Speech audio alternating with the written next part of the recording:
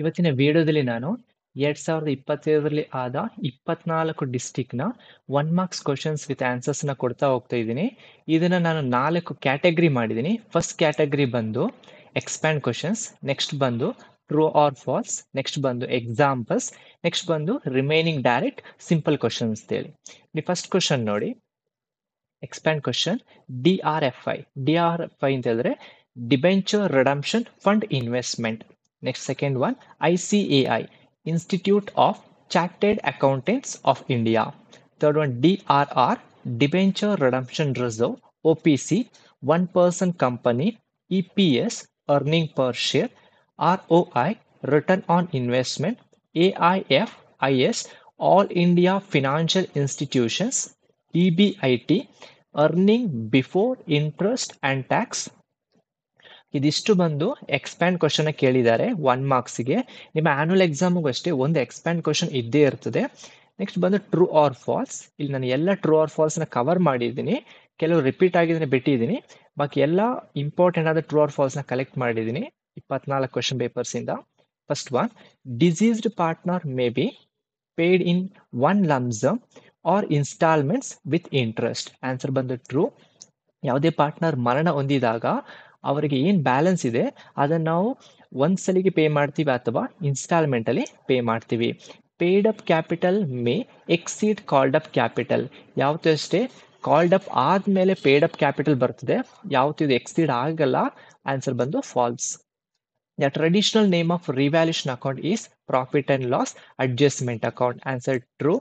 A company cannot purchase its own debentures. Company purchase ಮಾಡಬಹುದು. Answer false. Increase in the value of asset is debited to revaluation account. Asset value increase ಆದದನ್ನ credit ಮಾಡ್ತೀವಿ, debit ಮಾಡಲ್ಲ. Answer ಬಂದು false.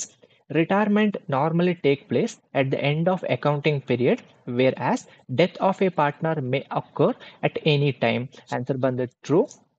Adjustment of partners' capital of the remaining partners is to be made in the new ratio. Answer ಬಂದು true.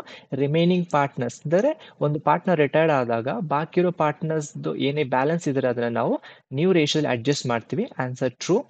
Company can issue irredeemable debentures. Answer ಬಂದು false. As per ಇಂಡಿಯಾದಲ್ಲಿ ಯಾವುದೇ permission ಕೊಟ್ಟಿಲ್ಲ irredeemable ಡಿಬೆಂಚರ್ಸ್ನ issue ಮಾಡೋದಕ್ಕೆ. Answer false. Sacrifice share is equal to old share minus new share. Answer ಬಂದು true. Court can order a firm to be dissolved when a partner becomes insane. Partner ಮೋಸಗಾರನಾದಾಗ ಅಥವಾ business illegal ಆದಾಗ court order ಮಾಡಬಹುದು. Answer ಬಂದು true. Share of public limited company are transferable. Public company ಶೇರ್ಸ್ನ transfer ಮಾಡ್ಕೋಬಹುದು. Answer true. Dissolution of partnership and dissolution of partnership firm is one and the same. ಯಾಕೆಂದ್ರೆ same ಅಲ್ಲ, dissolution of partnership is different, dissolution of partnership firm is different. Answer ಬಂದು false. Next one, a ratio reflects qualitative and quantitative aspects of the result. Answer ಬಂದು false. ಯಾಕೆಂದ್ರೆ ratio ಮುಖಾಂತರ ನಾವು ಬರೀ quantitative information ತೋರಿಸ್ಬೋದು, qualitative information ತೋರಿಸ್ಲಿಕ್ಕೆ ಆಗಲ್ಲ. Increase in the value of asset is credited to revaluation account. Answer ಬಂದು true. ಏಕೆಂದ್ರೆ ಅಸೆಟ್ ವ್ಯಾಲ್ಯೂ ಇನ್ಕ್ರೀಸ್ ಆದಾಗ ರಿವ್ಯಾಲ್ಯೂಷನ್ ಅಕೌಂಟ್ನ ಕ್ರೆಡಿಟ್ ಸೈಡಲ್ಲಿ ನಾವು ಅದನ್ನ ತೋರಿಸ್ತೀವಿ. Deceased partners claim is transfer to executor account. Answer ಬಂದು ಟ್ರೂ. ಮರಣ ಹೊಂದಿದ ಪಾರ್ಟ್ನರ್ ಬ್ಯಾಲೆನ್ಸ್ ಇದ್ರೆ ಅದನ್ನ ಎಕ್ಸಿಕ್ಯೂಟರ್ ಅಕೌಂಟಿಗೆ ತೋರಿಸ್ತೀವಿ ಅಥವಾ ಎಕ್ಸಿಕ್ಯೂಟರ್ ಲೋನ್ ಅಕೌಂಟಿಗೆ ಟ್ರಾನ್ಸ್ಫರ್ ಮಾಡ್ತೀವಿ. A company is an artificial person. Answer ಬಂದು true. Next, 17th question. In case of admission of a partner, profit or loss on revaluation is transferred to old partner's capital account. Answer is true. Next one. ಇಲ್ಲಿ ಎಕ್ಸಾಂಪಲ್ಸ್ನ ಕೊಡ್ತಾ ಹೋಗ್ತಿದ್ದೀನಿ. 24 district ಅಲ್ಲಿ ಕೇಳಿದ examples questions. First one, give an example for investing activities. Investing activities ಯಾವುದಕ್ಕೆ relate ಆಗಿರ್ತದೆ? ಅಸೆಟ್ನ purchase ಮಾಡೋದಾಗಿರ್ಬೋದು, sales ಮಾಡೋದಕ್ಕೆ ರಿಲೇಟ್ ಆಗಿರ್ತದೆ. ಆನ್ಸರ್ ಬಂದು purchase of fixed asset like buildings, machinery etcetera. Give an example for non current asset. Non current asset ಅಂದರೆ fixed asset, building, machinery, furniture. Third question, give one example for current asset. ಯಾವುದೇ current ಅಸೆಟ್ನ ಬರಿಬೋದು? Debtors, trade receivable, bills receivable, stock, inventories etcetera. Fourth question, give an example for extraordinary item. Extraordinary item example, loss due to theft or earthquake or flood.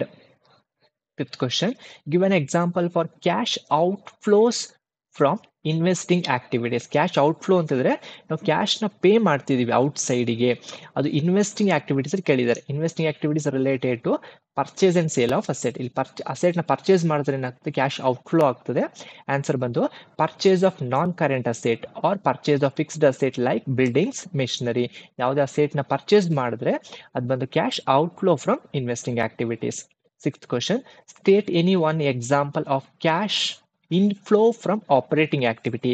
Operating activity ಕಂಪನಿದ main activity ಆಗಿರುತ್ತದೆ, ಅದರಲ್ಲಿ inflow ಕೇಳಿದ್ದಾರೆ. Answer cash receipt from sale of goods and rendering of services. Seventh question, give any one example of current liability. Trade payable ಆಗಿರ್ಬೋದು, creditors or bank overdraft, ಇದೆಲ್ಲ ಬಂದು current ಲಯಬಿಲಿಟಿಗೆ example. Next remaining ಏನು ಕೇಳಿದ್ದಾರೆ, direct question. Write the formula for sacrificing ratio. Sacrifice ratio is equal to old ratio minus new ratio.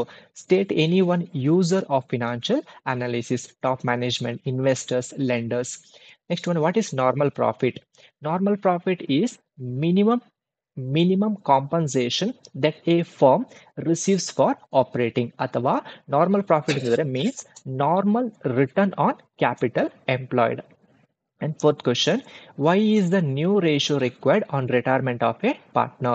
Retirement situation ಅಲ್ಲಿ ಏಕೆ new ratio ಬೇಕು ಅಂತ ಕೇಳಿದರೆ, it is required to share the future profits and loss between continuing partners. Continuing partners ಫ್ಯೂಚರ್ನಲ್ಲಿ ಬರೋ ಪ್ರಾಫಿಟ್ನ ಅಥವಾ ಲಾಸಸ್ನ ಶೇರ್ ಮಾಡೋದಕ್ಕೆ ನ್ಯೂ ರೇಷಿಯೋನ ಕ್ಯಾಲ್ಕುಲೇಟ್ ಮಾಡ್ತೀವಿ ಒಂದು ಪಾರ್ಟ್ನರ್ ರಿಟೈರ್ಡ್ ಆದಾಗ. State any one content of partnership deed. Name and address of all the partners. Name and address of the partnership business. ಯಾವ್ದು ಬೇಕಾದ್ರೆ ಬರಿಬೋದು. Or profit and loss sharing ratio. And sixth one, name any one type of debenture. Secured debentures, redeemable debentures, irredeemable debentures. ಯಾವ್ದು ಬೇಕಾದ್ರೆ ತಗೋಬಹುದು. Seventh one, can a company purchase its own debentures? Company ಅವರು own debentures purchase ಮಾಡಬಹುದು ಅಂತ ಕೇಳಿದ್ರೆ, yes, company can purchase its own debentures. Then what are operating activities? Operating activities are the activities that constitute primary or main activities of an organization. Normal ಆಗಿ ಇದು ಕಂಪನಿಯಲ್ಲಿ ಆಗುವ main ಆಕ್ಟಿವಿಟೀಸ್ಗೆ relate ಆಗಿರುತ್ತದೆ. Ninth question, state any one right acquired by newly admitted partner. ಹೊಸ partnership ಬಿಸ್ನೆಸ್ಗೆ join ಆದಾಗ ಅವರಿಗೆ ಏನು ರೈಟ್ ಇರ್ತದೆ? Answer, the right to acquired share in the asset and profits of the partnership firm. ಅವರಿಗೆ ಕಂಪನಿಯಲ್ಲಿರುವ ಎಲ್ಲ ಅಸೆಟ್ಸ್ ಮತ್ತೆ ಪ್ರಾಫಿಟ್ ಅಲ್ಲಿ ಶೇರ್ ಕೊಟ್ಟಿರ್ತಾರೆ. Who is an executor? Executor ಅಂದರೆ ಯಾರು? The executor is the legal representative of a deceased partner in partnership firm. Partner ಮರಣ ಹೊಂದಿದಾಗ ಅವರದ್ದು ಲೀಗಲ್ ರೆಪ್ರೆಸೆಂಟೇಟಿವ್ ನಾವೇನು ಕರಿತೀವಿ? Executor. When shares are forfeited? ಶೇರ್ಸ್ನ ಯಾವಾಗ ಕ್ಯಾನ್ಸಲ್ ಮಾಡ್ತೀವಿ? Shares are forfeited when a shareholder fail to pay the allotment money or call money both. ಯಾವುದೇ ಒಂದು ಶೇರ್ ಹೋಲ್ಡರ್ ಕಾಲ್ ಮನಿನ ಅಥವಾ ಅಲಾಟ್ ಮನಿನ ಪೇ ಮಾಡದಿದ್ದಾಗ ಆ ಸಂದರ್ಭದಲ್ಲಿ ನಾವು ಶೇರ್ಸ್ನ ಕ್ಯಾನ್ಸಲ್ ಮಾಡ್ತೀವಿ. State any one reason for admitting a new partner. ಹೊಸ ಪಾರ್ಟ್ನರ್ನ ಏಕೆ ಜಾಯಿನ್ ಮಾಡಿಸ್ತೀವಿ ಎಕ್ಸಿಸ್ಟಿಂಗ್ ಪಾರ್ಟ್ನರ್ಶಿಪ್ ಬಿಸ್ನೆಸ್ಗೆ? ಆನ್ಸರ್ ಬಂದು to increase the capital or to get additional capital. Next, 13th one, write the formula for gain ratio. Gain ratio is equal to new ratio minus old ratio. 14th one, state any one circumstances under which a partnership firm dissolve. ಯಾವ ಸಂದರ್ಭದಲ್ಲಿ partnership dissolve ಮಾಡಬಹುದು ಅಂತ ಕೇಳಿದರೆ, dissolution by agreement, dissolution by court, compulsory dissolution, ಯಾವ್ದು ಬೇಕಾದ್ರೆ ಬರಿಬಹುದು. 15th one, write any one importance of financial statement analysis or users of financial statements same ಆಗ್ತದೆ. Helpful to financial manager, helpful to investors. What are operating act? Already repeat ಆಗಿದೆ. What is realization account? Realization account is an account which is prepared at the time of dissolution of a partnership firm to ascertain the profit or loss on realization of asset and payment of liability. And 20th question, give the meaning of analysis. Analysis ಅಂದ್ರೆ ಏನು? Analysis means simplification of financial data by methodical classification. Then 21st question, what is guarantee profit? The minimum guaranteed amount shall be paid to such a new partner when his share of profit as per the profit sharing ratio is less than the guaranteed amount. ಹೊಸದಾಗಿ ಬಂದ ಪಾರ್ಟ್ನರ್ಗೆ ಒಂದು minimum guarantee ಕೊಡೋದು ಅಥವಾ ಒಂದು minimum fixed ಅಮೌಂಟ್ನ ಕೊಡೋದಕ್ಕೆ ನಾವು ಏನು ಕರಿತೀವಿ? Guarantee profit. Find out the interest at 6% per annum on capital of rupees 2,80,000 for 8 months. ತುಂಬಾ easy. 2,80,000 into 6 divided by 100 into 8 divided by 12 ಮಾಡಿ ನಿಮಗೆ ಆನ್ಸರ್ ಬಂದು 11,200 ಬರ್ತದೆ. Next question. State any one difference between dissolution of partnership and dissolution of partnership firm. Dissolution of partnership ಅಲ್ಲಿ ಏನ್ ಮಾಡ್ತೀವಿ, the books of accounts are not closed. ಏಕೆಂದ್ರೆ dissolution of partnership ಅಲ್ಲಿ ಕೆಲವು ಪಾರ್ಟ್ನರ್ ಬಿಟ್ಟು ಹೋಗ್ತಾರೆ, ಬಟ್ ಪಾರ್ಟ್ನರ್ಶಿಪ್ ಬಿಸ್ನೆಸ್ ಕಂಟಿನ್ಯೂ ಆಗ್ತದೆ. ಅದರಿಂದ ಯಾವುದೇ ಬುಕ್ಸ್ ಆಫ್ ಅಕೌಂಟ್ ನ ಕ್ಲೋಸ್ ಮಾಡಲ್ಲ. ಡಿಸಲ್ಯೂಷನ್ ಆಫ್ ಪಾರ್ಟ್ನರ್ಶಿಪ್ ಫಾರ್ಮ್ ಅಲ್ಲಿ ಬಂದು the books of accounts are closed. Business ನ ಕಂಪ್ಲೀಟ್ ಆಗಿ ಶಟ್ ಡೌನ್ ಮಾಡೋದ್ರಿಂದ ಅಲ್ಲಿರೋ ಎಲ್ಲಾ ಬುಕ್ಸ್ ಆಫ್ ಅಕೌಂಟ್ಸ್ ನ ಕ್ಲೋಸ್ ಮಾಡ್ತಾರೆ. State any one technique of financial statement analysis, comparative statement, common size statement, ಯಾವ್ದು ಬೇಕಾದ್ರೆ ಬರಿಬಹುದು. Next, what is the main objective of cash flow statement? The primary objective of cash flow statement is to provide useful information about the cash flows of an enterprise. At what rate of interest advances by partners is to be paid as per Partnership Act 1932? 6%. Next, 27th question.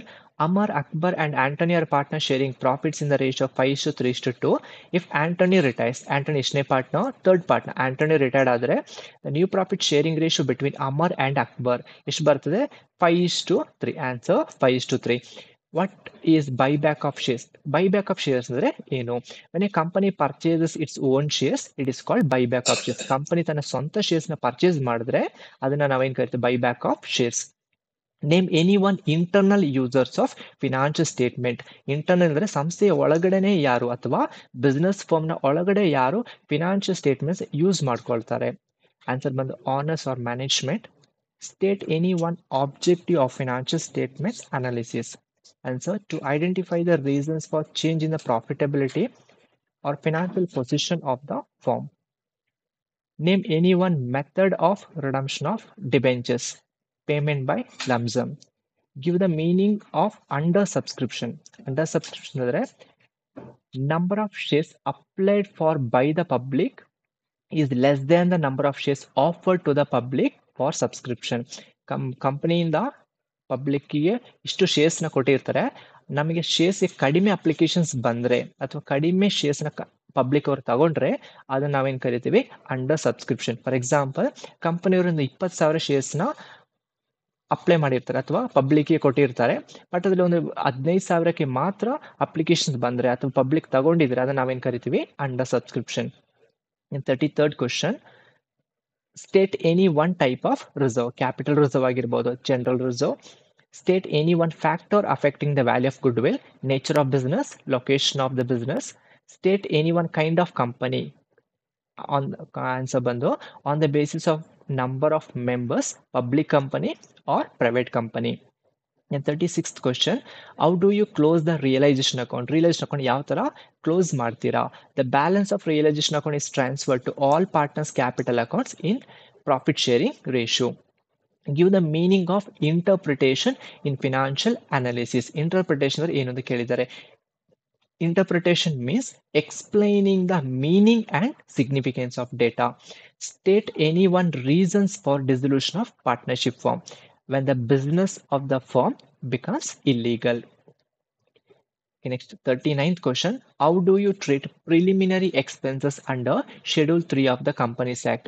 Answer bandu, it should be written off first out of securities premium and then out of profits. Then it is treated as other non-current assets. Thank you.